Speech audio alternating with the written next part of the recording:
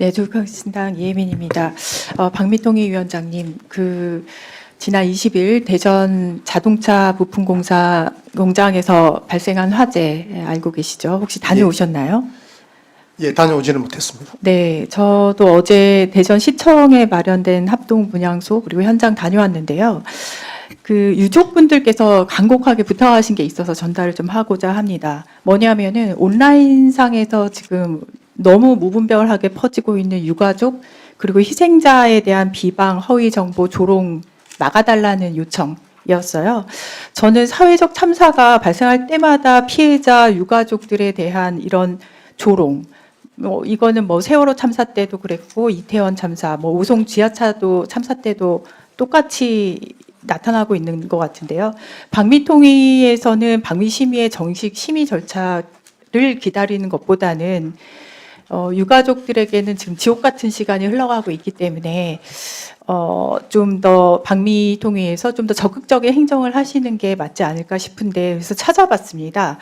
현재 정보통신망법에서 제44조의 3 임시조치에서는 정보통신 서비스 제공자가 타인의 권리를 침해하는 정보에 대한 자율적으로 임시조치 취할 수 있게 규정을 하고 있거든요.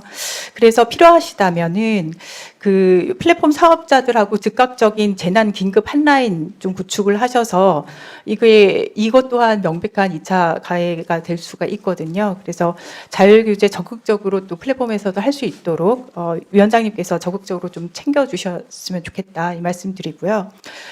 장관님께 아까 김장겸 의원님 질의에 맞춰서 저도 좀 말씀을 드리고 싶은데 LGU 플러스 이번에 IMSI 값 관련돼서는 좀 찾아봤는데 이게 그거잖아요. 제 핸드폰하고 기지국이 있는데 가입자 식별 정보 같은 경우는 핸드폰에서 기지국으로 날아갈 때 암호화를 하지 않습니다. 키값이기 때문에 그렇죠.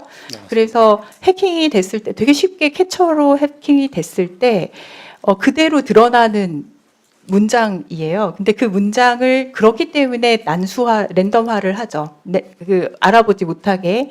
근데 그걸 그냥 전화번호로 계속 쓰고 있었다는 것이고, 저는 좀 심각하다고 보고 있습니다. 왜 심각하다고 보냐면은, 거슬러 올라와 봤더니 한 2000년대 초반에 사용하던 게 그대로 이어진 것이 아닌가 의심할 수밖에 없고, 따져보면은 그렇다면은 한 2번 정도 LGU 플러스는 크게 이걸 변환할 수 있는 기회가 있었어요.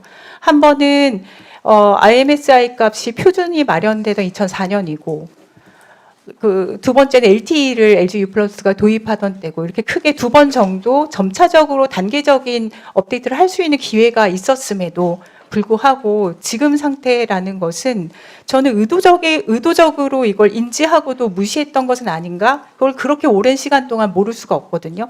표준도 안 지키고 있는 거기 때문에. 그래서 그거는 저는 문제를 좀 심각하게 보고 있습니다. 그래서 3가지 요청을 좀 드리고 싶은데 하나는 아까 전에 요청을 하셨듯이 지금 신규 가입하시는 분들은 그냥 그거 그대로 문제 있는 거 그대로 받는 거예요. 그리고 나서 4월 13일 이후에 가서 또 유심 교체를 해야 되는 거죠. 저는 4월 13일 지금 얼마 남지도 않았어요. 그렇다면 LGU 플러스의 신규 가입 중단이라는 조치 취할 수 있지 않을까. 그거 검토 좀 부탁을 드리고 또 하나는 LGU 플러스에 지금 방금 말씀드린 IMSI 값이 true IMSI 값이 될 수 있도록 변경을 해야 된다거나 그리고 값을 교체한 이후에 제3자를 통해서 실험을 통해서 증명을 해야 된다. 이런 단계적인 것들이 필요하다고 보는데 아까 제도 개선 말씀을 하셨어요.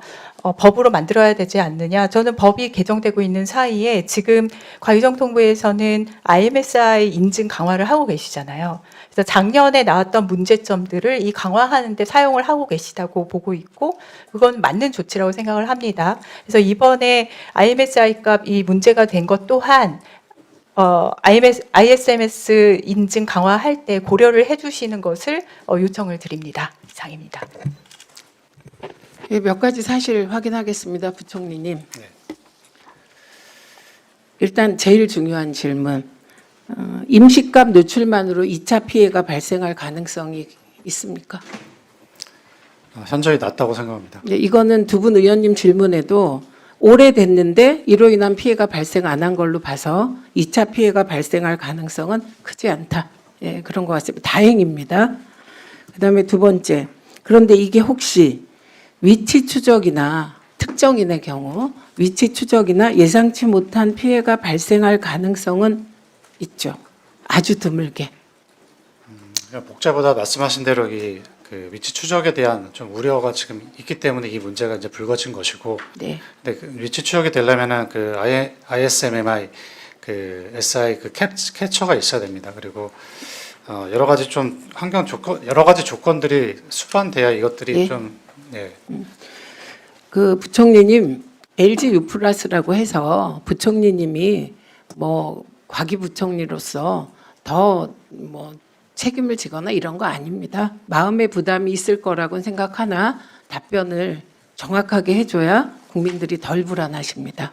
예. 전혀 그런 사항은 없습니다. 통지 예. 3사죠. 똑같이 다. 네. 그래서 현재 LG 유플러스는 4월 13일부터 번호 이동을 하거나 신규로 가입하는 고객들의 경우에는 변경된 체계가 새로운 유심에 자동으로 적용된다. 이렇게 지금 대책을 세우겠다고 하고 있죠. 네, 맞습니다. 네.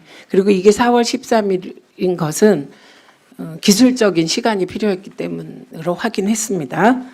그리고 올 11월까지는 그리고 기존 이용 중인 고객 대상으로 유심 재설정을 통해 보완을 한층 더 강화해 추가로 유심 교체를 원하는 고객에게는 무상으로 교체를 진행하겠다고 밝혀왔습니다. 맞죠? 네, 맞습니다. 네. 그리고 올 11월까지는 원격 재설정을 통해 모든 고객의 IMSI 임시값의 난수화 도입을 마무리하겠다. 그래서 기술적인 조치를 그때 완료하겠다고 밝혔죠. 네, 그렇게 그다음에 밝혀졌고 무엇보다 그렇게 중요한 발표하겠습니다. 네, 무엇보다 중요한 거 지금 LG 유플러스의 임시값 건이 국제 기준이나 법률을 위반한 겁니까? 전혀 위반 사항은 아닙니다. 네, 위반 사항은 아닙니다. 그런데 관리를 해야 될 것 같아서 이미 저희 위원실에서 법을 발의했습니다. 알고 계시죠? 네, 알고 있습니다. 예. 그동안 전기통신번호 자원 관리 계획에 식별 체계, 정보통신 서비스 제공을 위한 식별 체계 및 운영에 관한 사항이 일부가 빠져 있었는데 이번에 그것까지 포함하는 법안을 이미 발의했습니다. 이거 빨리 통과시키도록 해야 과기부가 적극적으로 나설 수 있으시잖아요. 네, 맞습니다. 네, 이 사안은 저희가 화이트 해커로부터 제보를 받았습니다. 그런데 조치를 취하지 않은 상태에서 이것을 폭로할 경우 오히려 그것이 더 혼란을 야기할 수 있어서 법까지 다 발의했고 그때 이미 누군가 이걸